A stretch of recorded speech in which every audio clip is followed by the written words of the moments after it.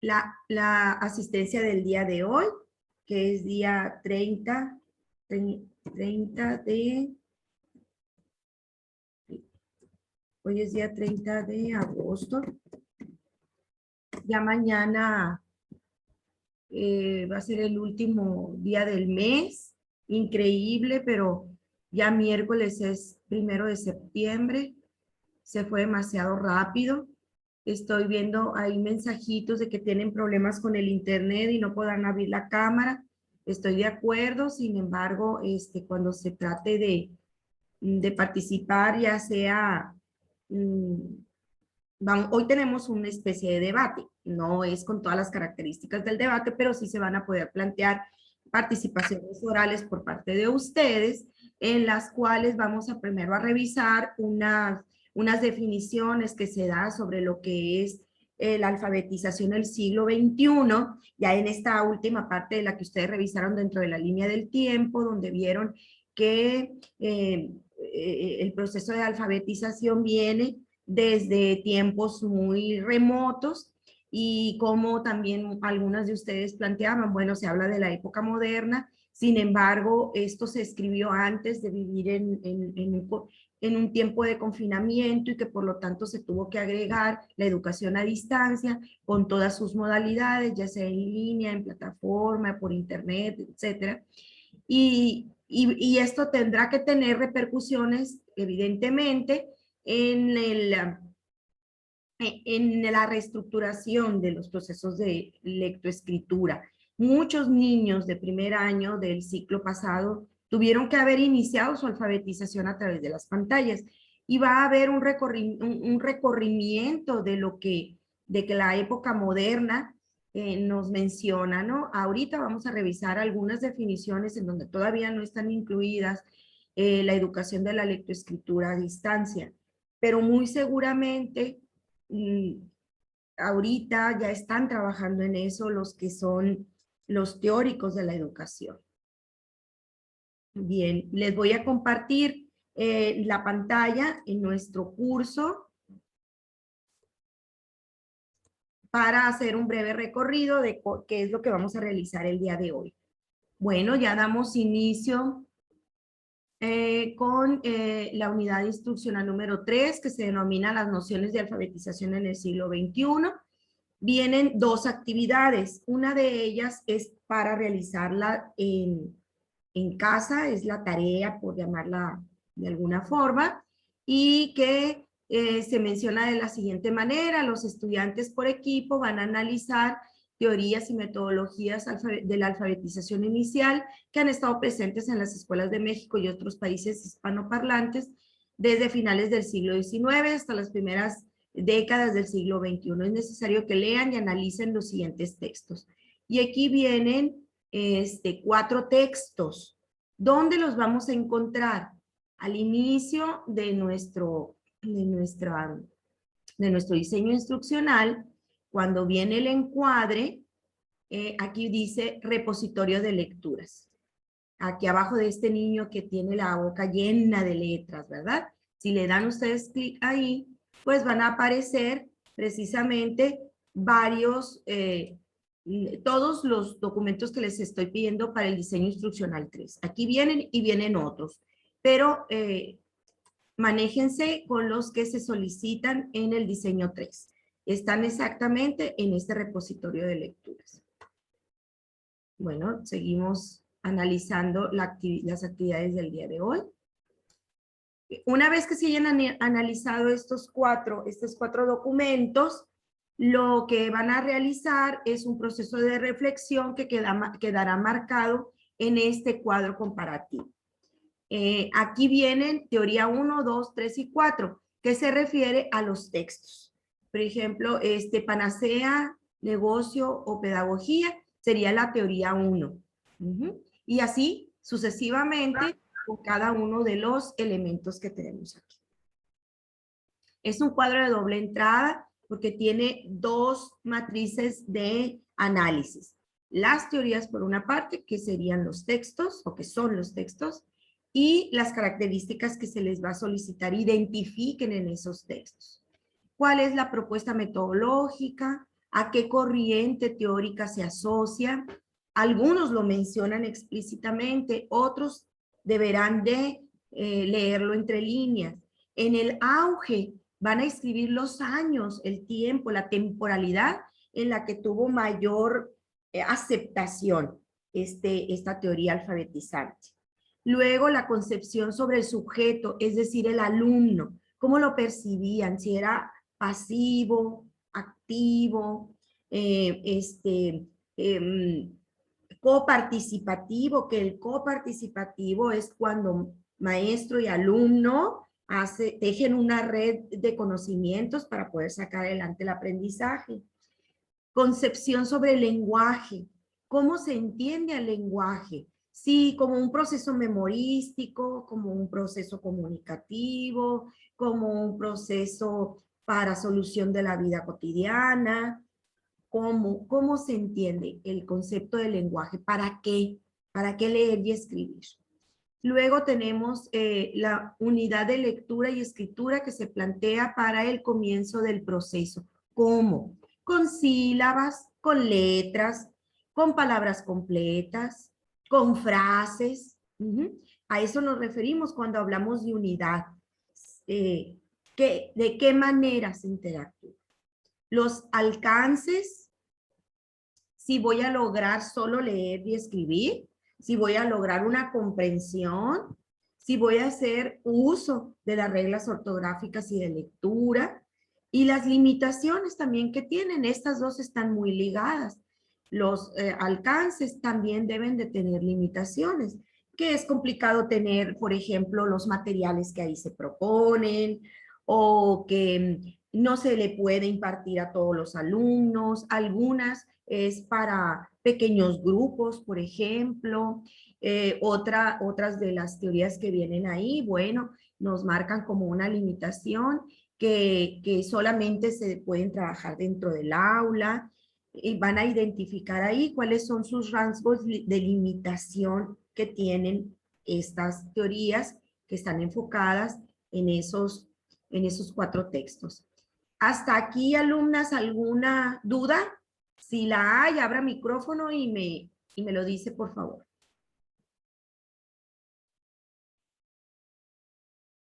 Que independientemente ya saben que a través de las jefas de grupo, pues cualquier situación la podemos... Adelante. ¿Puedes repetir qué es lo que vamos a hacer en alcances y límites? Es que me entró una llamada y no escuché. Muy bien, Celeste. En alcances hablaríamos qué se va a lograr con la lectoescritura. Si solamente aprender a leer y escribir, si se puede llegar a un proceso de comprensión, de edificación de textos, del uso de las reglas ortográficas, de la redacción, es decir, el propósito de la lectoescritura a través de esas teorías. Y en cuanto a las limitaciones, ¿cuáles son los obstáculos que la misma teoría presenta? Algunas pueden ser que solo se puede desarrollar en el aula, que los materiales son muy específicos porque los tiene que hacer el docente, o que tardan mucho el proceso de aprendizaje. También otra limitación puede ser que el material es muy caro, o que no todos los niños pueden acceder a ese aprendizaje. Ahí los van a ir identificando ustedes, y lo tienen que analizar e identificar y redactar desde sus propias palabras. ¿Alguna otra duda?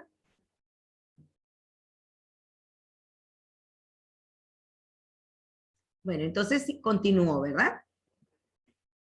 Ok, esto va a ser de tarea. Y se va a entregar el viernes 3 de septiembre. Recuerden que este viernes no nos vamos a ver. Van a tener ustedes ahí, y no vamos a tener esta reunión porque tengo una reunión de preparativo para un congreso, y es justo a esa hora. Entonces me disculpo, pero bueno, pueden reunirse ustedes si gustan para hacer su trabajo, para que platiquen, no sé. Ustedes me dicen. Si creen que necesitan este espacio, yo les genero la liga, que ya saben que es es un tiempo extenso, indeterminado, no es el de los 40 minutos. Me dicen que con alguna jefa de grupo yo genero la liga y la convierto en hospedadora a la persona si ocupan este espacio el viernes para poder verse, pero yo no voy a poder estar acompañándolas. Ustedes me dicen. Bueno. Continúo con lo que vamos a trabajar el día de hoy. Bueno, el criterio de evaluación, que no debiera estar ubicado aquí, más tarde lo voy a bajar hasta el final. El criterio, pues, es el cuadro de el cuadro comparativo, donde van a identificar los diferentes elementos que ya están ahí marcados en el mismo cuadro. La clase del día de hoy es un debate en este espacio sincrónico y aquí se plantea como un foro sobre definiciones de alfabetización, donde vamos a platicar varias definiciones que se vienen presentando aquí y 3 tópicos generadores. Como ven, aquí en la manita de la hoja, que es la tarea, nada más viene una sola actividad. Y en este espacio, esta ponderación también está inconclusa, porque aquí también el foro, el debate, el foro, más bien es un foro presencial, tiene una ponderación. Entonces yo voy a completar este cuadro para que ustedes vean que ambas actividades son evaluadas. A ver, alumnas, ¿hasta aquí alguna duda, pregunta, comentario? Para ya empezar a socializar las definiciones que vienen. Maestra, Adelante. es que de cuando empezó a hablar del debate de ahorita para acá, estábamos comentando varias compañeras que se nos trabó mucho su voz. No sabemos si sea su internet o el nuestro. A ver, ¿y ahorita cómo me escuchan? Ahorita ya se escucha bien, pero ahorita cuando estaba presentando se escuchaba muy trabada y no se entendía muy bien. Lo del foro. ¿Sí? Bueno. Es que creo que entró mi esposo y él también es maestro. Entonces él estaba conectado a su academia y en el celular. Entonces ahí me puso la pantalla conexión inestable. Yo creo que porque él jaló parte de mi internet. Pero bueno, si hay algún problema me vuelven a avisar, ¿eh? Ahorita ya se fue allá a hacer café, entonces ya no está en mi mismo espacio. Miren, el foro, ahí dice debate, pero es más bien un foro. Ahorita voy a hacer esas precisiones, voy a hacer esos cambios. Porque, bueno, un debate es contrastación de las ideas, ¿verdad? A lo mejor Itzel dice, yo estoy de acuerdo con esa definición, y quizá Erendi la diga, pues yo no, y tendrían que decir ambas por qué una está de acuerdo y otra no. Pero aquí es el análisis de esas definiciones, primero en grado de comprensión de lo que dicen y luego de socialización. Y en la parte de los tópicos generadores, ahí sí podemos plasmar nuestras ideas y si alguien no está de acuerdo con lo que diga, por ejemplo, Rosita, y Sheila le dice, pues no me parece lo que dice Rosita, pues ahí sí pudiera ser una especie de debate dentro de las reglas que todos sabemos, con cortesía, siempre en un crecimiento. Siempre en un crecimiento. Bueno, entonces voy a poner datos. Ahí va. Si me quedo congelada, ya saben por qué. Maestra. Dígame. ¿Podría ir lo mismo otra vez? Es que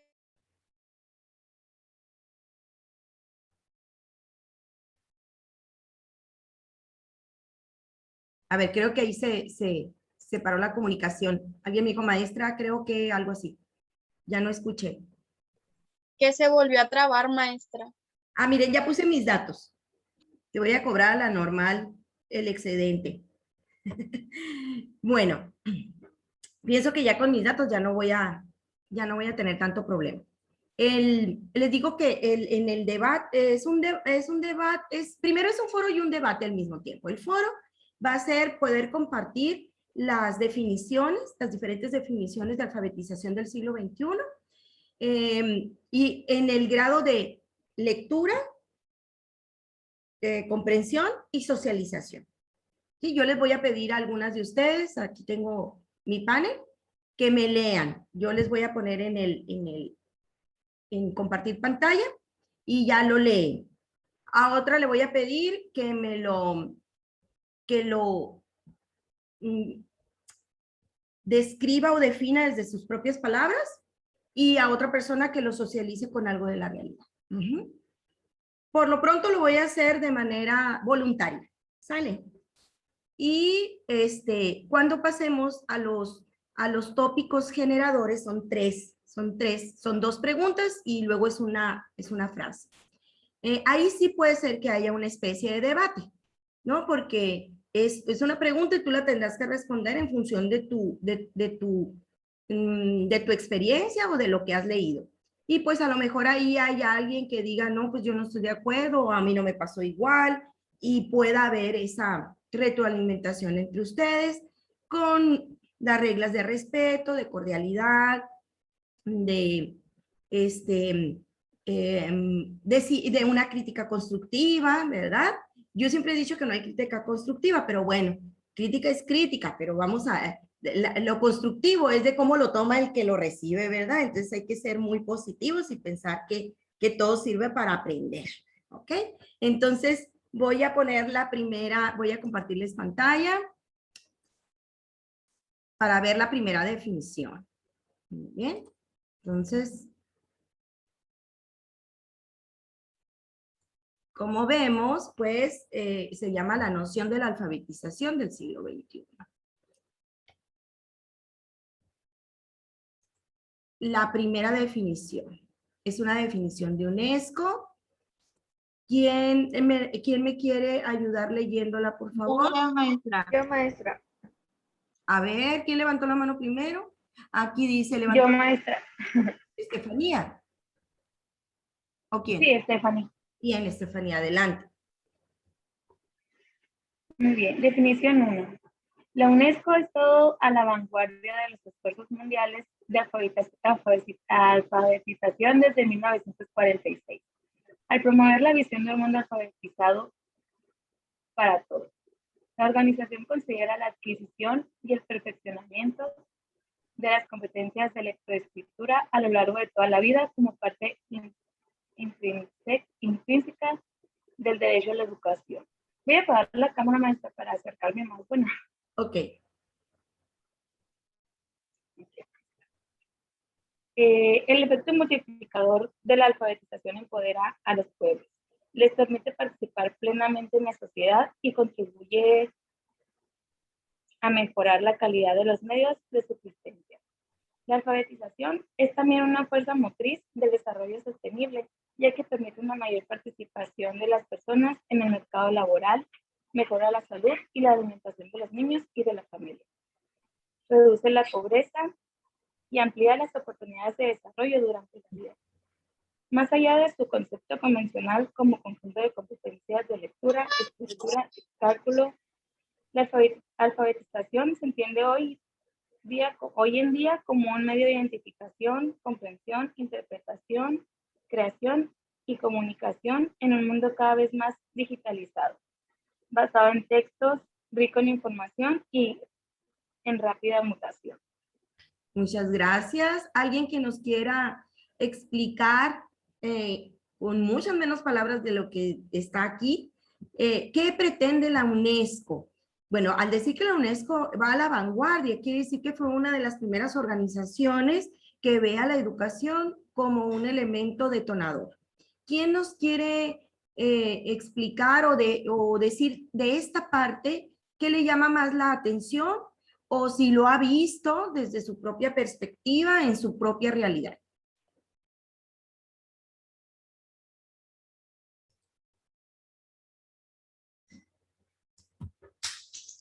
También me puedo ir por mi lista. A ver, ustedes digan. Yo, maestra.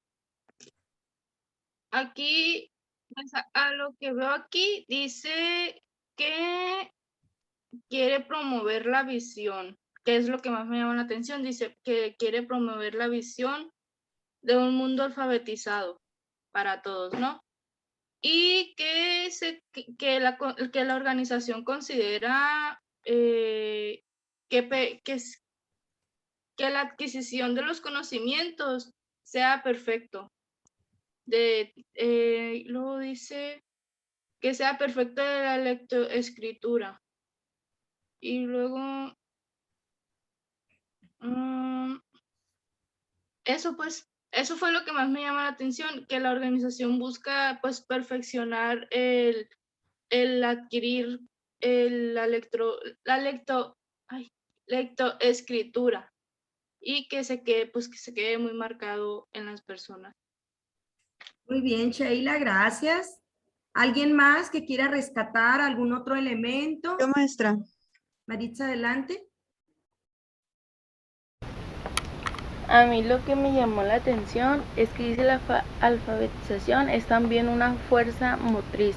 Eso también a lo que yo lo puedo relacionar es que cuando están enfrente de un grupo y necesitan estar trabajando la lectura, sería más como al momento de leer un cuento, no estarle leyendo simplemente corridito, sino que mostrar imágenes, estar presentándole al grupo para que ellos mismos vayan trabajando su imaginación, porque pues los niños desde un principio tienen una imaginación que a veces nosotros ni nos imaginamos y nos dicen, no, pues es esto, maestra, o algo así. Entonces desde un principio irlo trabajando con ellos y no simplemente estarle leyendo y aburrirlos, pues. Muy bien, Maritza, gracias. Luego 2 participaciones más, María Guadalupe y Dulce, por favor. Adelante, María Guadalupe. A mí me atrapó mucho la parte que dice del efecto multiplicador, porque si bien hoy en día, pues a lo mejor sí es algo que se busca, el llevar la alfabetización a todos los lugares, a todos los pueblos, como dice, pues para que participen plenamente en la sociedad, mas no es algo que se esté cumpliendo del todo, ¿no? O sea, sí se estará buscando y así, pero aún queda gente que no logra aprender sobre la lectoescritura y aún hay lugares a donde no llega este tipo de enseñanza. Y pues me parece muy, muy importante porque es cierto que es algo que nos permite ser partícipes de la sociedad. Pues, cuando nosotros no sabemos leer o no sabemos escribir, quizá nos atrasemos en estar a la vanguardia como lo está la UNESCO, pues estar actualizándonos de lo que está pasando y poder participar también en ello. Muy bien, muchas gracias. Dulce, y contigo cerramos esta. Pues algo que yo creo que nunca había escuchado de la alfabetización, que aquí dice que es como un objetivo que tiene a cumplir, es que dice que al aprender o al hacer alfabeta, por así decirlo, reduce la pobreza y amplía las oportunidades. Y la verdad es que sí me llama la atención porque pues he conocido a varias personas que a lo mejor no se desarrollaron o no estudiaron porque pues no sabían leer ni escribir. Por ejemplo, yo trabajo como en un supermercado y me han llegado personas que me dicen, sí me ayudas porque no sé leer. Y realmente me quedo sorprendida porque ya son adultos y digo, pues a lo mejor no pudieron desarrollarse porque no pudieron aprender. Y muchas personas de la calle que pues lamentablemente se encuentran en pobreza son porque no saben leer ni escribir. Y realmente no había escuchado que fuera un objetivo, que tuviera como objetivo reducir la pobreza. Muy bien, muchas gracias. Excelente. En sus participaciones pudieron rescatar elementos fundamentales. Y aquí, miren, falta algo. Al final, dice que estamos entrando en una comunicación, en un mundo cada vez más digitalizado, basado en textos, información, y en una información que es rica y en rápida mutación. Mutación porque cambia con mucha facilidad, ¿verdad? Pero si nos damos cuenta, miren, era en el 2018. Quiere decir que la UNESCO ya estaba percibiendo el aprendizaje desde los espacios digitalizados como un nicho de oportunidad. ¿Por qué? Porque en Europa ya hace 20 años que se trabaja la educación a distancia, ¿de acuerdo? En Latinoamérica tenemos una cultura diferente a la europea, muy diferente, la verdad. Entonces, aquí todavía los procesos de enseñanza-aprendizaje los vemos muy rodeados de la afabilidad, del cara a cara, del trabajar a partir de las emociones con los estudiantes. Y por eso nos habíamos rehusado al trabajo a distancia en las diferentes modalidades que representa. Sin embargo, después del 2019, bueno, entramos a una educación emergente, así se le denomina, alumnas, ¿de acuerdo? Emergente. ¿Por qué emergente? Porque tuvimos que hacer uso de los recursos que habíamos estado negándonos a utilizar y de modificación de los procesos de enseñanza y de aprendizaje. Entonces es emergente porque lo tuvimos que hacer de último momento y como se pudiera, cuando realmente debimos de habernos estado preparando con mucho más tiempo, como ya lo habían hecho en otras latitudes del mundo. Tengo varias manos levantadas ahí, pero permítanme seguir avanzando. Les aseguro que las otras definiciones también están muy buenas para leerlas y para explicarlas, ¿de acuerdo?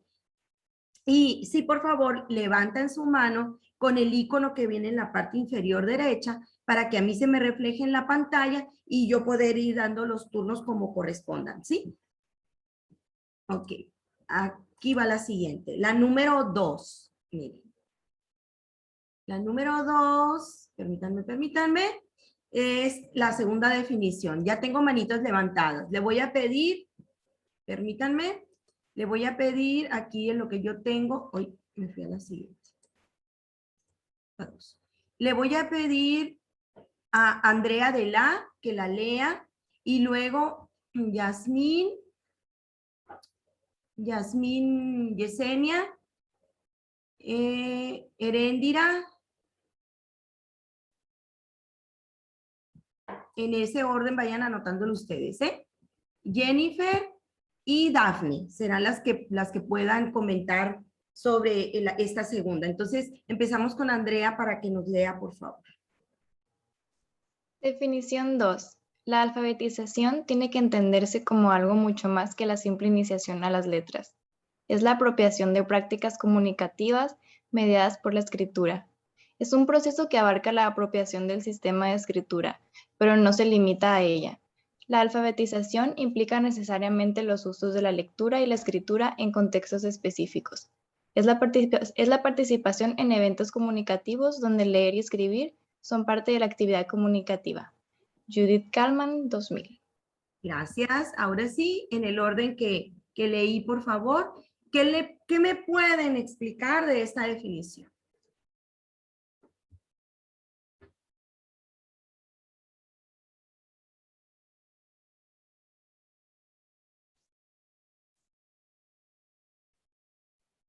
Maestra. Adelante, Heréndira. Pero Yasmín era primero y dice que ella va a participar por medio del chat. Ok. Muy bien, entonces, en el... Para que esté pendiente. Muy bien. ¿Quién sigue entonces? Entonces sigo yo. Pues aquí se me hace que está un poco menos completa que obviamente que la de UNESCO, pero pues obviamente esta es del 2000 y la pasada pues del 2018. Pero igual siento que está hablando básicamente de lo mismo y no. Por ejemplo, aquí vemos lectura y escritura, pues que viene siendo lo de la lectoescritura, que en la definición pasada ya venía más completo eso. Y luego aquí dice eventos comunicativos donde leer y escribir son parte de la actividad comunicativa. La definición pasada hablaba sobre la sociedad y lo que te puede servir y todo eso. Y creo que básicamente eso de los eventos habla sobre la sociedad. O sea, es bien implicado pues lo mismo. Pero aquí sí se basa más de que como que las letras es lo más importante o así, pero pues no nomás no sirve en eso, la alfabetización. Ok, gracias. ¿Quién más? Había otras dos personas. Yo, maestra. Jennifer, por favor. Dice que pues en la alfabetización es más que solo el inicio con pues de la iniciación de las letras, ya que básicamente es un proceso sobre la apropiación del sistema de la escritura, y como decía mi compañera Heréndida, pues esta es de una autora del 2000 y pues es mucho más diferente con lo que estamos viviendo hoy en día, pues en 2021, ya que ahora pues es más como la globalización del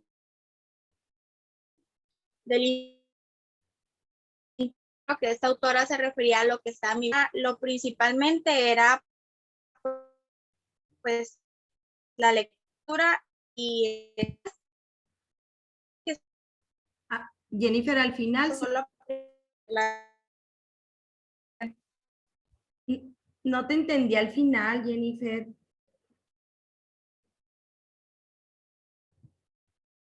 A ver, alumnas, díganme si me desconecté. es que creo que mi internet está mal, me apareció en la pantalla. Ah, ok. Bueno, ¿Escucha bien usted?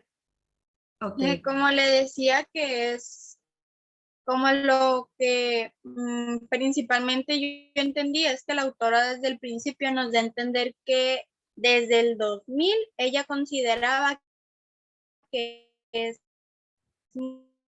mucho más que eso en que nosotros aprendemos a comunicarnos, a escribir y leer. Muy bien, gracias, Jennifer. ¿Alguien más para cerrar esta segunda definición? Maestra, ¿me escucho? Sí, Yasmín, adelante. Bueno, es que envié el comentario al chat, pero no se mandó, o sea, aparece en rojito así. Sí. El punto es que quería decir que parece muy fácil decir quién está alfabetizado y quién no, parece muy simple, pero realmente no lo es el que sabe escribir o leer. Y que, pues, como lo dice ahí, la lectoescritura, ¿no? Es un pilar muy fundamental para el ser humano. Entonces, es más que, no solo es una herramienta indispensable, sino que aborda mucho más que solo letras. Son competencias, son habilidades que se desarrollan y así. Muy bien, muchas gracias.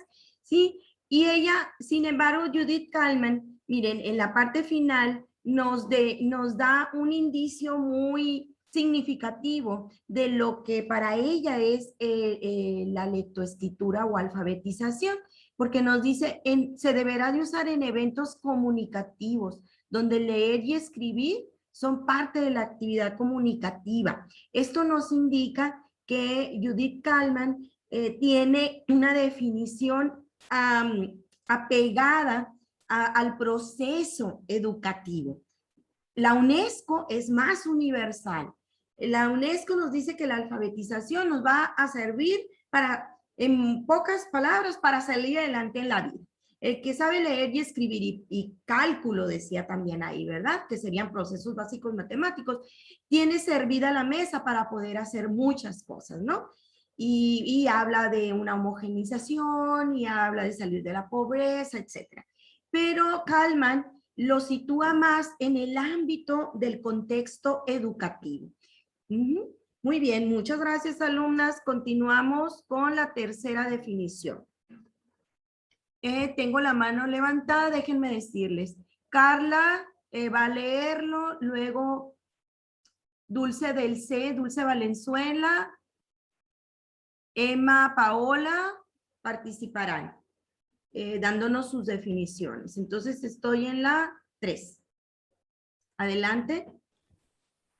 La definición 3 dice, asumir la responsabilidad de alfabetizar significa hoy para la escuela el compromiso de lograr que todos sus alumnos se incorporen activamente a la cultura escrita, se formen como practicantes asiduos de la lectura y la escritura y puedan utilizarlas como herramientas para desarrollar sus estudios, sus proyectos e intereses personales. En este sentido amplio, leer y escribir son marcas de ciudadanía.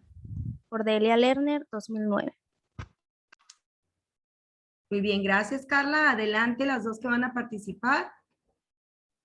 Pues yo creo que aquí pues dice que la lectura y la escritura para las personas es como para que se puedan convertir en lectores y escritores ellos mismos, pero no nada más quedarse en eso, en aprender a leer y escribir, sino que también utilizarlo para su desarrollo personal y social, porque dice, son marcas de la ciudadanía, o sea que se van a incorporar a la sociedad y van a empezar, pues por ende, a socializar con las personas. Entonces no se queda nada más en aprenderse las letras para reconocer palabras o reconocer que dice algo para poder escribirlo, sino para desarrollarse en toda su vida, ¿no? Como dice, estudios, en sus proyectos, en todo lo que tenga que ver con su persona y con lo social, o sea, con lo que la persona se pueda desarrollar con las personas. Muy bien, muchas gracias. ¿Quién continúa? Sigo yo. Aquí ya nos habla de la alfabetización como una herramienta que tenemos en nuestra vida y que la podemos utilizar en muchas etapas de ella, pues es una marca de la ciudadanía y es algo que vamos aprendiendo y perfeccionando con el paso del tiempo. Y que es algo que nos va tomando práctica para podernos hacer hábiles en la lectura y en la escritura y poderlo utilizar en nuestro día a día. Muchas gracias, Emma Paola. Efectivamente, esta autora, Delia Lerner, en el 2009, también nos ubica el proceso de la lectura y la escritura en un contexto áulico, escuela, ¿se fijan? Y ya nos determina aquí que los principales actores de lograr buenos frutos del proceso somos los maestros, porque dice que el compromiso de lograr que los alumnos, entonces está mandando la responsabilidad al actor que es el docente. Esto porque en el 2009 se pensaba que el punto focal del proceso de la enseñanza y del proceso del aprendizaje estaba basado en el docente y en la escuela en general. A partir de la reforma del 2018, ahí ubican primero a la escuela como el centro, pero a la escuela con todos sus participantes y actores. Y en la última de las reformas, ya con este nuevo gobierno, en el 2020, en el 2019, ya con la reforma siguiente, ubican al alumno en el centro. Entonces, esta definición todavía ubicaba al docente en el ojo del huracán, ¿verdad? En el promotor de todo lo que ocurría en el ámbito escolar.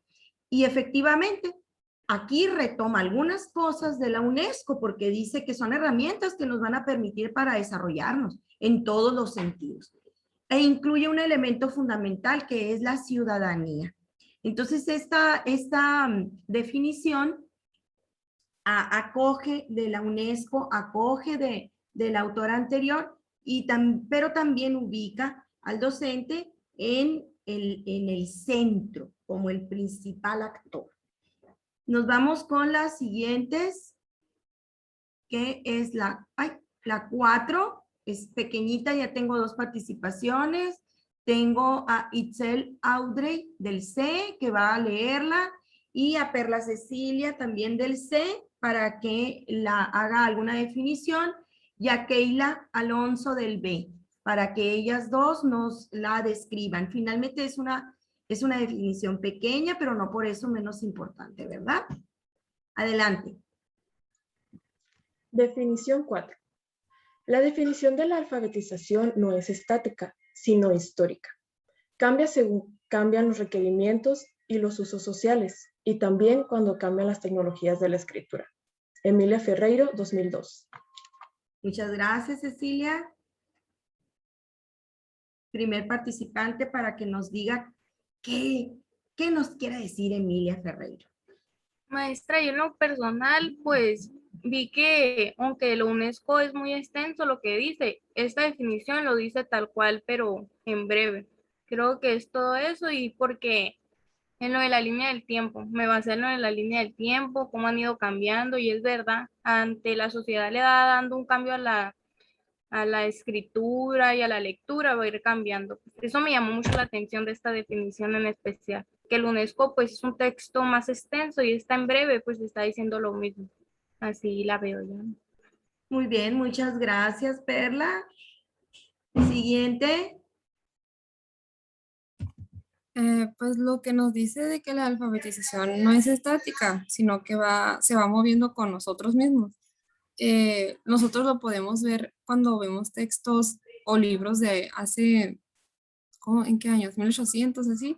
Nosotros no le encontramos mucho sentido, tenemos que preguntar de que, ¿qué quiere decir esto? ¿Qué me quiere decir esto? Aunque esté en español, nosotros no lo vemos de la misma manera porque ya tenemos otras formas y otro contexto. Pues si lo escribieron en España, nosotros lo leemos aquí en México, en Sonora, no lo entendemos. Tenemos que estar preguntando. Y con la tecnología, en lo que dice, pues lo agarramos el lenguaje y lo utilizamos más coloquialmente, no como tal, sino como sea más fácil para nosotros. Ok, muchas gracias, Keila. Y una última manita, que es Norberto. A ver, Norberto, ¿qué nos puedes decir de esta definición?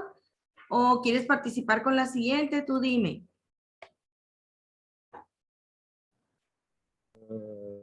Con la siguiente, maestra. Bueno, entonces permíteme cerrar y ya tú lees, ¿de acuerdo? Bueno, entonces Emilia Ferreiro es una referente, ¿eh? Es una referente para lo que es lectoescritura. Cuando ustedes escuchen a esta investigadora, piensen que es el producto de alguien que ha estado investigando los últimos 30 años el proceso de la lectoescritura y véanla como una cita obligada cuando querramos hablar de esto. Y ella efectivamente retoma todo lo de la UNESCO en unas cuantas palabras. Y lo más importante, como ya lo mencionaron ustedes aquí, es que es un uso social. Y por lo tanto, al decir que es un uso social, ya lo mencionó, creo que fue Paola, si es de uso social, tiene que estar contextualizado en el tiempo, en el lugar y en el espacio en donde estamos. Simplemente como hablamos en la ciudad de Hermosillo, es distinto a como se habla, por ejemplo, en los pueblos del río de Sonora o en la sierra o en las zonas fronterizas. Mi esposo es de Agua Prieta. Agua Prieta es una ciudad fronteriza. Entonces, cuando lo conocí hace 35 años, 34 años, no, 35 años, él iba llegando de Agua Prieta. Entonces, por ejemplo, decía, voy a mapear. Chiste, decía yo, ¿qué es mapear? Decía. Entonces, después un día yo le dije, oye, ¿qué es mapear? Porque él vivía en un departamento con otros compañeros.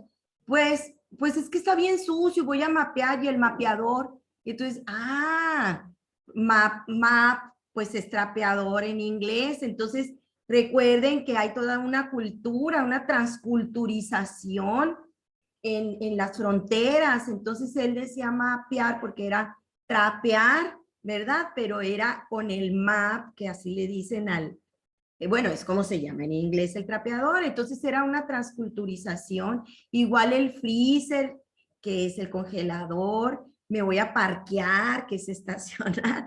Y estamos en el mismo estado porque es un uso social. Y él lo adoptó porque así creció. Ahorita ya, bueno, ya tiene 35 años aquí.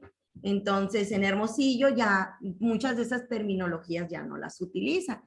Y Emilia Ferreiro nos habla de eso, que el lenguaje y por lo tanto la escritura y la lectura corresponden a entornos culturales y sociales.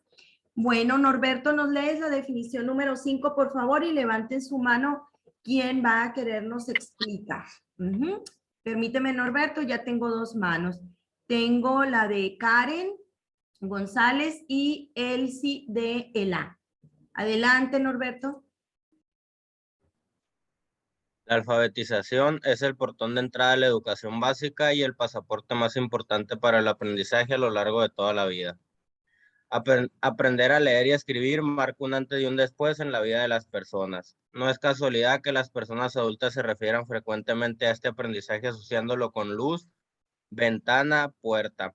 El lenguaje escrito, la lectura y la escritura acompañan a las personas a lo largo de su vida y les permite mantenerse informadas y activas intelectualmente. Rosa María Torre, 2006. Muchas gracias, Norberto. ¿Quién nos quiere dar su explicación desde la... Ah, perdón, ya tenía 2 participaciones. Adelante.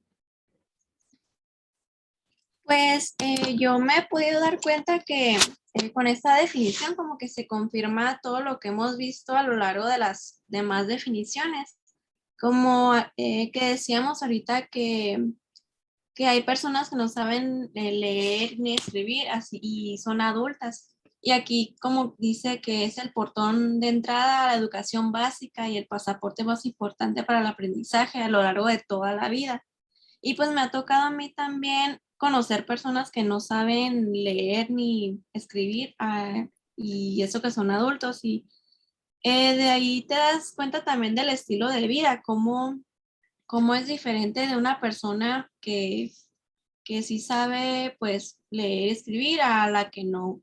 Ahí pues como tiene mucho que decir también. Y pues también menciona que pues es algo que acompaña a las personas a lo largo de toda su vida y pues permite mantenerse informadas y activas, ¿no? Y pues como decía, pues eso tiene mucho que ver del estilo de vida, que te abre más puertas con ayuda de la alfabetización, si no lo sabes. Y pues por eso es muy importante que pues la manera en la que vayamos a impartírselo a los niños, y porque es algo que los va a acompañar para siempre y pues, es muy importante. Muy bien, gracias. Y la siguiente participación con la que cerramos estas de las definiciones para ya pasar a una especie de debate muy sencillito. Maestra, a mí se me quedó lo de puertas, porque siempre nuestros parientes o nuestros abuelos nos hablan de que, ay, si haces esto, se te van a abrir puertas como oportunidades. Y, por ejemplo, mi abuelita a los 12 años se casó y ella no tuvo la oportunidad de aprender a leer o escribir. Y ella cuando se refiere a ciertas palabras que nosotros sí podemos decir bien, por ejemplo, ella dice doctor en lugar de doctor. Y le dijimos que sí, porque no siguió estudiando. Y dijo, no, es que yo me casé y tuve 14 hijos y ya no pude y así pues. Y nos dice, no, que ustedes estudien, que porque van a tener más oportunidades de trabajo y no van a tener que andar trabajando en el sol y así. Muy bien, Leslie, perfecto. Muchas gracias por compartirnos también una experiencia personal, ¿verdad? Y efectivamente aquí Rosa María Torres, que también ha estado investigando los procesos de lectoescritura, ha sido así como que la parte fundamental de sus estudios. Nos habla de una manera más, como las personas hablamos de manera romántica sobre lo que es el proceso de lectoescritura, ¿no? Como las puerta, ventana, luz, etcétera, asociándola de una manera de una manera análoga con situaciones de beneficio, ¿no? Y en este sentido, entonces, la alfabetización adquiere una categoría de un bien, así como tener un carro, tener una casa, tener joyas, dinero, son bienes materiales. Entonces, desde la perspectiva de Torres, las personas, a través de su estudio, ella ha podido concretar esto, las personas vemos a la educación, básicamente a la lectura y escritura, como un bien, un bien que proporciona dividendos a corto y largo plazo. Por eso es que esto de la alfabetización desde su perspectiva le cambia la vida a las personas. Muchas gracias por sus participaciones. Estas 5 definiciones en diferentes momentos con diferentes investigadores o instituciones nos plasman y nos deben de dejar un sentido de que leer y escribir es un bien universal que nos ubica en un tiempo y en un espacio, pero que además nos permite socializar y ciudadanizar nuestro hacer en el mundo. Entonces, vamos a pasar a los tópicos generadores. Son 2 preguntas y una afirmación. La primera pregunta dice, ¿cuáles son los objetivos de la alfabetización inicial? Después de haber leído estas definiciones. 2, ¿Qué consecuencias habría para los niños y jóvenes si no se cumplen esos objetivos? Y 3, dimensionando el papel de la alfabetización en la escuela y desde edades tempranas, reflexione también sobre la responsabilidad ineludible de la escolaridad preescolar para sentar las bases de la formación de usuarios competentes, autónomos y críticos de la lengua escrita. Vamos a estos 3 tópicos. Les pido que lo unan en uno solo, que les voy a dar 3 minutos de reflexión. Nadie participe, nadie nada. Solo piensen estos 3 minutos. Tengo yo, son las 9:02 a las 9:05. Unan las 3. ¿Para qué? ¿Cuál es el objetivo de la alfabetización? ¿Para qué nos sirve? ¿Qué pasaría si no logramos ese objetivo? ¿Y por qué es importante que se dé en el preescolar? Recuerden que ya lo revisamos cuando hablábamos de la plasticidad neuronal, cuando hablábamos de las diferentes épocas en las que se ha venido desarrollando el proceso de la lectoescritura a través de esa línea del tiempo tan bonita que me hicieron, tan bien ubicadas. Todavía no las termino de revisar todas, pero ahí la llevo. Para que en estos 3 minutos, que les voy a dar otro poquito porque no las he dejado pensar, hable y hable, y me digan, con participaciones de manos levantadas, ¿por qué es importante aprender a leer desde muy jóvenes? ¿Qué pasaría si no lo lograran los niños y los jóvenes? ¿Y qué papel tiene la educación preescolar aquí? Dejo de compartir y voy a poner en silencio para que...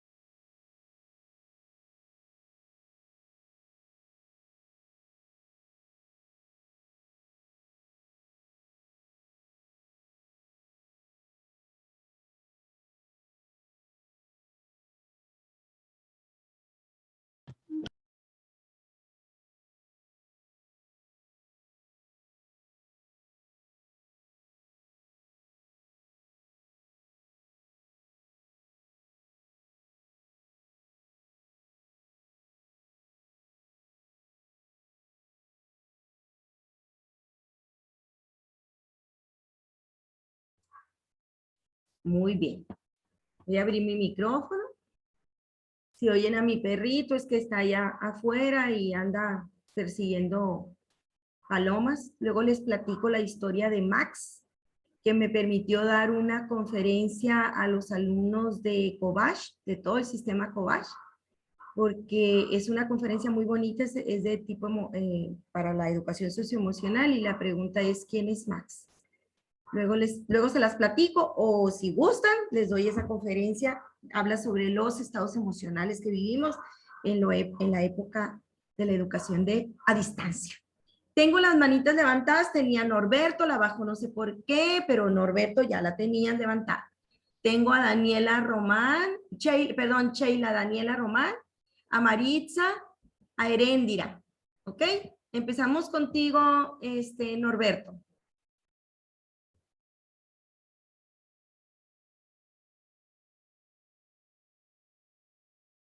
¿Se nos fue?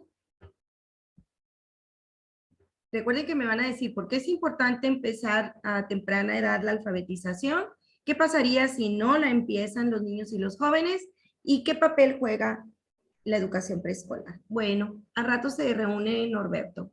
Tengo a Sheila Daniela. Adelante, Sheila. Ok.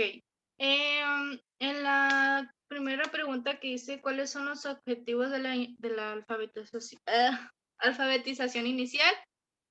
Pues en la UNESCO rescaté que dice que busca, hoy en día que dice la identificación, la comprensión, la interpretación, la creación y la comunicación de la alfabetización.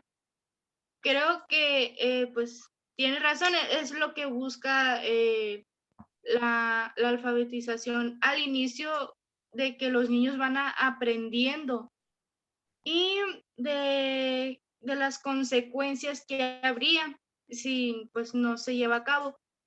Pues yo tengo un claro ejemplo pues de mi abuelo. Mi abuelo desde muy chiquito comenzó a trabajar por lo mismo de que pues mi abuelo se quedó sin papás, lo adoptaron, tenía que trabajar para pues ayudarle a quien lo adoptaron. Entonces, pues que en paz descanse mi abuelo, hasta la fecha pues ya era muy mayor y no sabía, incluso muchas veces cuando tenía que hacer un papeleo o algo, llevaba uno de sus hijos para que le leyeran y le dijera dónde puede firmar y cosas así. Entonces me pongo a pensar yo, cuando no se lleva a cabo el aprender la alfabetización, que es la lectoescritura, desde muy pequeños, y si no lo lleva a cabo o si no le da el interés por aprenderlo, pues va a necesitar, como por ejemplo mi abuelo, que en momentos de tener que leer algo importante, no va a saber qué hacer porque pues no entiende. Entonces, considero que es muy importante por esos sentidos de estar necesitando a alguien para que te ayude en ese sentido, pues. Y de la importancia en el preescolar, pues a lo mismo de lo que voy de que cuando necesitas a alguien para que te ayude, es muy importante, más como pues nosotros como docentes tenemos que pues lo primero, ¿no? Que es lo que primero que se enseñan las supuestas vocales, el abecedario, ayudarlos a escribir su nombre, pues que los palitos, las rueditas y todas esas cosas. Pues sí se considera muy importante por lo mismo de eso de poder, ¿cómo se dice? Poder saber realizar tus actividades, pues, cuando se necesitan más en la lectoescritura. Muy bien, muchas gracias, Sheila. Heréndira, y luego Dulce. Y Emma. Bueno, ¿sí me escucho bien? Sí. Ok, pues yo estoy de acuerdo con todo lo que dijo mi compañera Sheila. Y todos esos objetivos que ella mencionó sobre la alfabetización, creo que también involucra lo que es pues básicamente comunicarse y desarrollarse poco a poco en la sociedad o pues contextos como en la escuela o en su mismo hogar de cada persona. Y pues para mí es súper importante eso, que un niño llegue a comunicarse, tenga cierta confianza, porque igual esa sería una de las consecuencias que también llegaría a afectar si un niño no tiene pues los conceptos adecuados o no cumple con los objetivos de la alfabetización. Porque pues llega a pasar pues de que un niño, por ejemplo, me voy a ir, porque creo que estas tres preguntas son como una cadenita, pues está todo unido está. Entonces, si un niño no estuvo en educación preescolar, que pues ya ahora ya es obligatoria, pero por ejemplo antes los niños no eran, entonces llegaban a primaria y estaban, que pues la primaria era obligatoria, entonces los niños llegaban sin cierto conocimiento, por ejemplo la base, la educación preescolar, yo lo identifico más pues como es una base que lleva cierto conocimiento, o sea, el niño no tiene el concepto en general, pero el alumno puede llegar a identificar palabras, u observar simplemente, pues entonces ya en primaria es cuando ya lo tiene que saber a fuerzas leer y escribir. Y no es porque en preescolar no puedan, la verdad, yo siento que los niños en preescolar pueden hacer hasta lo que no, o sea, tienen demasiada inteligencia, pueden agarrar todo, ahí es para saturar a los niños. Entonces, creo que sí, pues básicamente es eso, las consecuencias, y yo también estoy de acuerdo con Sheila. Mi abuela no sabe ni leer ni escribir, sabe escribir algunas ciertas palabras, pero no bien, la ortografía tampoco. Pero, por ejemplo, mi abuela es muy buena para las matemáticas. Ella, los números y todo, porque así se manejaba antes, pues ella nomás fue puro trabajo. Entonces, ella la mente me gana a veces con las cuentas, porque ella es más, es lo que supo hacer en su momento, pues como no pudo, pues por problemas económicos, ella no pudo desarrollar una educación. Entonces es eso, pues ella no pudo, no tuvo la oportunidad ni de leer ni de escribir correctamente, pero también pues existen los pros de trabajar, pues es eso que tienen más, están más desarrollados su, ¿cómo se puede decir? Su habilidad en eso de las matemáticas, vamos a ponerlo así. Entonces, sí, creo que eso sería mi participación. Bueno, muchísimas gracias, Heréndira. Tengo a Dulce. Bueno, buenos días, antes que nada. Pues sí, estoy de acuerdo con mis compañeras, solo que pues yo quiero mencionar que pues yo creo que los objetivos es para un desarrollo mucho mejor y también pues para para que se convierta en un ser sociable, porque recordemos que la escuela es el lugar donde se socializan más pues los niños. Ahorita que estamos hablando de los pequeños, pues en este caso ellos, ¿no? Y yo creo que es porque son tan pequeñitos y ahí pues como al momento de socializar se pueden aprender mucho más, pueden echar a volar su imaginación, por así decirlo. Una de las consecuencias de que esto no se lleve a cabo es, como decíamos, las puertas, se les cierran las puertas, hay menos oportunidades, hay más probabilidad de que ellos no puedan desarrollarse educativamente, vamos a llamarlo así, de que no puedan ir a la escuela. ¿Por qué? Porque ahí se quedan estancados. Yo creo que es la primera puerta, es la primera oportunidad. Yo creo que es como la base inicial. Si no se tiene eso, no se puede lograr nada, no se puede llegar a nada. Entonces, yo creo que la importancia de que se lleve o que se enseñe en el preescolar es para más o sea, para más oportunidades. ¿Y por qué en el preescolar? Porque los niños son como pequeñas esponjitas que todo absorben. Entre más pequeños es mucho mejor para que ellos puedan comprenderlo. Mi hermana me ha contado, mi hermana es maestra de primaria y ella a veces me dice, ay, el preescolar, pues solamente juegan. Y siempre me hace burla con eso porque sabe que me molesto. Pero en otras ocasiones ella me dice, trata de mandarlos ya que sepan leer y escribir, si es posible, porque en mi salón, cuando llegan a mí, me dice, me atrasan porque hay niños que ya están un poquito más avanzados y esos pequeñitos que no fueron al preescolar, que no les enseñaron, pues me dice, yo me quedo estancada con ellos porque necesitan más ayuda. Entonces, esa es la importancia del preescolar. El preescolar no solamente es para jugar, no los cuidamos, sino al contrario. Yo creo que es donde más se desarrollan y pues donde más absorben. Muy bien, muchísimas gracias.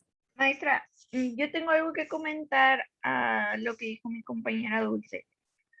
Es una duda, o sea, para ver si se me puede responder. No es que esté en contra de lo que ella dice. Por ejemplo, ese caso de que su hermana le dijo de que ten la oportunidad o haz que los niños aprendan a escribir y leer antes de ir a ir a primaria. Pero, por ejemplo, hay niños que sí son muy inteligentes y desarrollan muchas capacidades y agarran así el leer y escribir en la preescolar. Pero, por ejemplo, cuando ya los niños pasan a primer grado, yo, por ejemplo, tengo una primita que ella ya sabía leer y escribir, y entonces cuando ella pasó primero, ella se aburría se aburría o pues se ponía a jugar, entonces eran comportamientos de conducta, pero porque ella ya sabía lo que los otros niños estaban aprendiendo. Entonces, ¿qué tenemos que hacer? Porque tampoco pues no queremos que nuestros, ya que se vayan a primaria, estén aburridos, porque igual yo sé pues de casos que también pues hay niños que igual van atrasados, pero pues yo también estoy con la idea de que a los niños no saturarlos, pero sí, así como dijo mi compañera Dulce, son unas esponjas, entonces, ajá. Sí, los ¿Qué se niños, haría en ese caso? bueno, debemos de respetar los ritmos de aprendizaje de nuestros alumnos, pero siempre tratar de potenciarlos, ¿verdad? Siempre haciendo actividades de estimulación temprana para poder detectar aquellos niños que sí van a poder lograr propósitos mucho más extensos de lo que quizás el propio programa nos marca. Y definitivamente no hay otra cosa más que confiar que la maestra de primero va a saber hacer las adecuaciones curriculares, porque son planeaciones argumentadas las que hace el maestro de primaria ahora. Ya no son las planeaciones estáticas que hacíamos hace 30 años, en que a como diera lugar, yo planeé esto y lo puedan lograr o no lo logren, yo me aviento con eso, ¿no? Ya tenemos 10 años para acá, que son planeaciones argumentadas en las cuales hay un rubro que se llama adaptaciones curriculares. Y entonces hay una semana de diagnóstico que la maestra de primero, bueno, todos, ¿verdad? Pero más la maestra de primero o el maestro de primero debe de tener para identificar y valorar los niveles de alfabetización que llevan sus niños, para poderlos ubicar en tres categorías que existen. Espero no equivocarme, que es la alfabética, la presilábica, alfabética y la ya que es la lectoescritura en sí, ¿no? Que puede ser que domine, tiene que clasificar en esas tres. Y entonces, a partir de ahí, empezar a hacer adecuaciones curriculares el primer mes. O sea, con los niños que ya saben leer,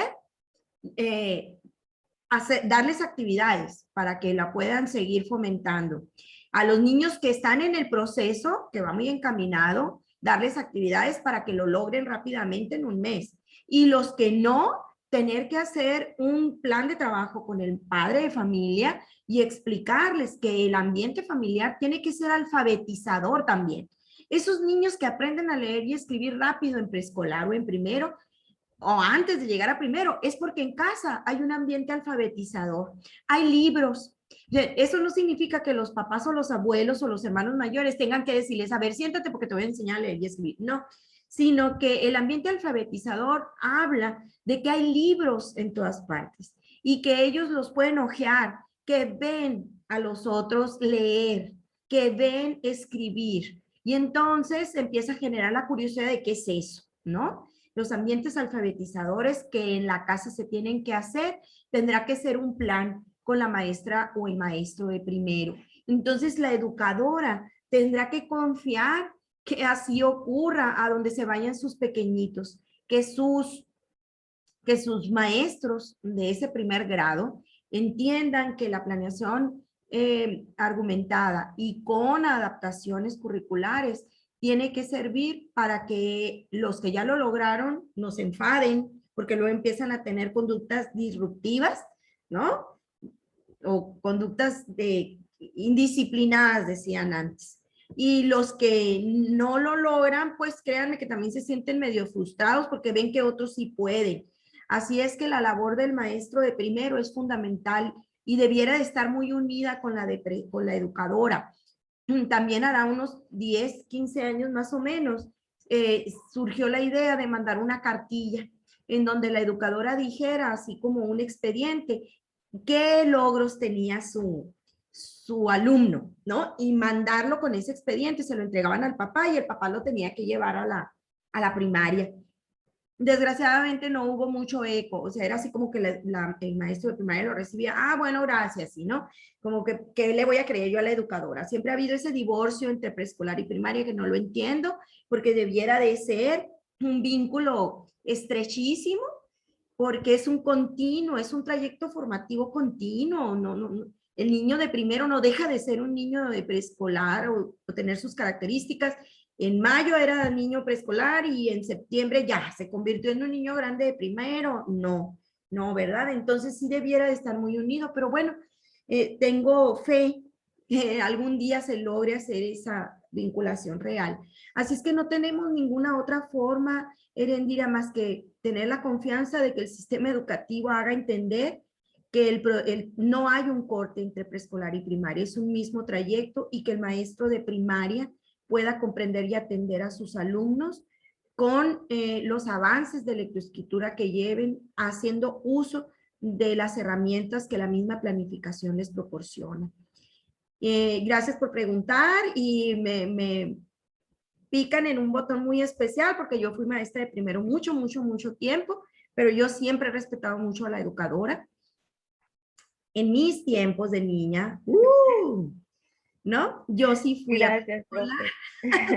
Yo sí fui a preescolar, entonces sí tuve la oportunidad. Era un colegio católico aquí que ya desapareció. El Julia Navarrete estaba atrás, era de monjitas, estaba atrás de una iglesia, de la iglesia de Santa Eduviges, ahí en la Colonia Modelo. Entonces yo tuve a mi maestra de preescolar y realmente ahí fue detonador para mi vida educativa y entonces yo valoro mucho a la educadora, pero siento que fui producto de una buena educación preescolar. Tengo a Dulce. Dulce estaba levantando su mano. Ya participó Dulce, perdón. Es que tengo una duda contigo por tu apellido Cariaga, luego te la pregunto, verás. Y tengo a María Guadalupe, pero estaba primero Emma Karen.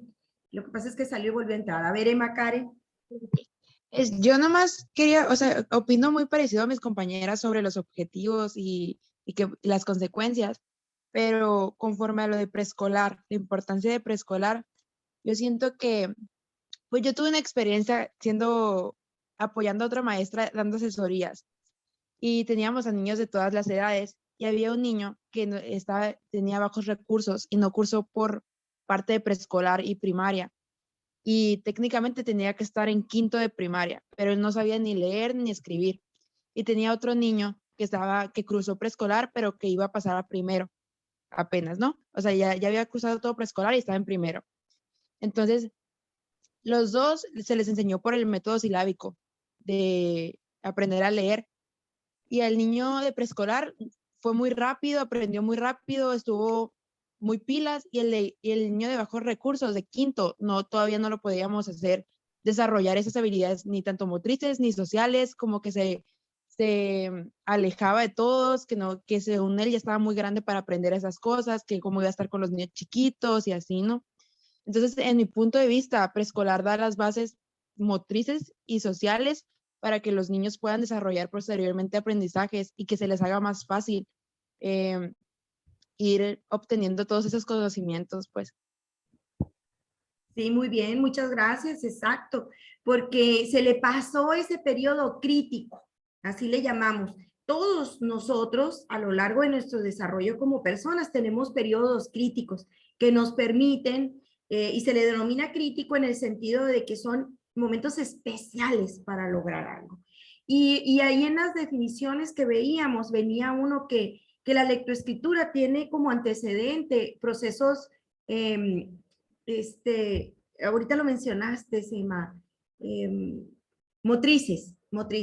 Y sí, miren, cuando yo fui maestra de primero, tuve un maestro de educación física extraordinario, de veras, que se llama Enrique Mungarro. Ahorita él es el director de la Escuela Normal de Educación Física, pero como maestro de educación básica, que así empezamos todos, era extraordinario. Y a mí me encantaba salir a verlo, cómo practicaba con sus niños el programa de educación física. No era de los maestros que ahí está la pelota, el balón y pónganse a jugar y ya con eso. No. Él comprometido con su actividad. Y eso que me dice que nunca le gustó ser maestro, ¿qué tal si te hubiera gustado? Siempre le he dicho al Enrique, ¿no? Porque tenemos 30 y tantos años de conocernos. Y yo veía que les ponía muchísimas actividades de motricidad gruesa. y correr, ¿no? Hacia adelante, hacia atrás, hacia un lado, hacia el otro, luego seguimiento de instrucciones, luego periodos de atención, que cuando eso yo lo trasladaba al salón de primero, era maravilloso, porque cuando yo les decía, vamos a tomar el lápiz y vamos a empezar a escribir de arriba hacia abajo. Entonces ellos me decían, así como el profe Enrique que nos dice de la cancha, que empezaban a relacionar. Sí, así les decía. De izquierda a derecha. El maestro dice que es como las agujitas del reloj.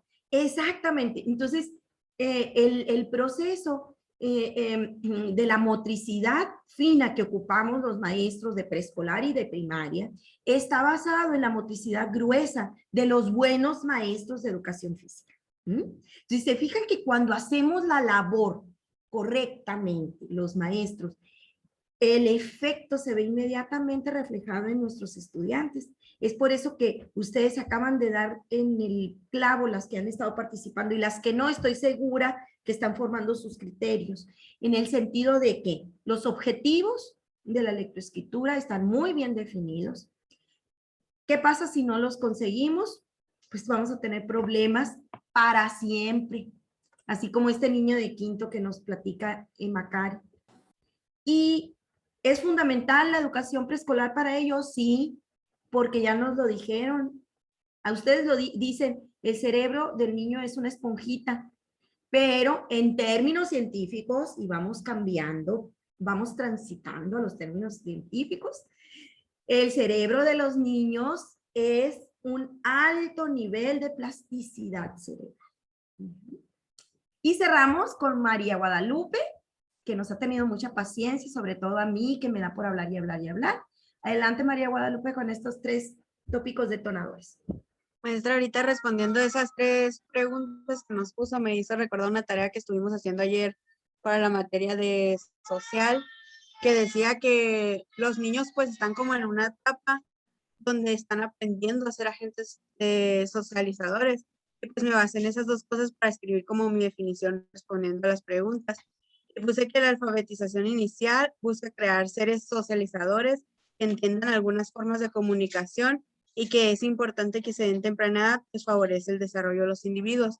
En el caso de que no se dé esta alfabetización inicial, será indirectamente un factor de exclusión social, ya que no logrará entender de todos los factores sociales que se viven.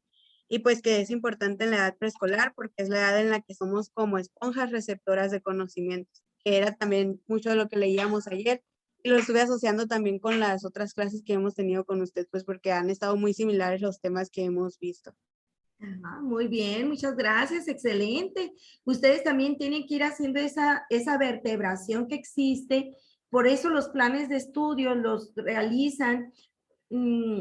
A veces hay una crítica muy fuerte porque dicen los planes de estudio los desarrollan personas que nunca han estado frente a grupo o que tienen mucho tiempo de no estar frente a grupo. Y bueno, y nos quejamos porque a veces nos ponen metas bien altas, ¿verdad? Y decimos, sí, como ahí está sentado detrás del escritorio, no sabe a todo lo que nos vamos a enfrentar los maestros, pero son los expertos.